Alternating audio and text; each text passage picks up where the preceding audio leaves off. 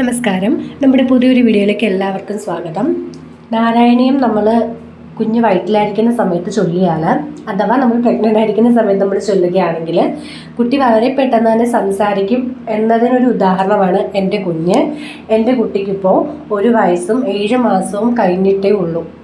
അവളിപ്പോൾ നാരായണീയത്തിൻ്റെ ആദ്യത്തെ ആ സാന്ദ്രാനന്ദാവ ജസ്റ്റ് അതൊന്ന് ചൊല്ലും. വാക്കുകളൊന്നും ക്ലിയർ അല്ല, പക്ഷേ എങ്കിൽ പോലും അവൾ ചൊല്ലും. നിങ്ങൾക്ക് ഞാൻ തെളിവോടുകൂടി തന്നെ ഞാൻ കാണിച്ചു തരാം.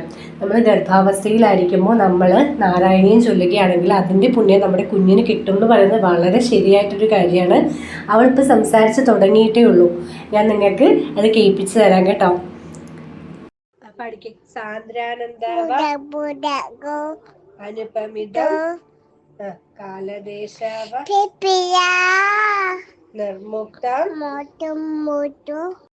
ഞാൻ നിങ്ങളെ ആളെ കാണിച്ചു തരാം കേട്ടോ. അപ്പോഴെങ്കിലും നിങ്ങൾ വിശ്വസിക്കും. ഇപ്പോൾ പ്രഗ്നൻ്റ് ആയിട്ടുള്ളവർ വളരെ പെട്ടെന്ന് തന്നെ നാരായണിയൊക്കെ ചൊല്ലുക. സാന്ദ്രാനന്ദാവ ആത്മകം അനുപമിതം കാലദേശാവ നിർമുക്തം.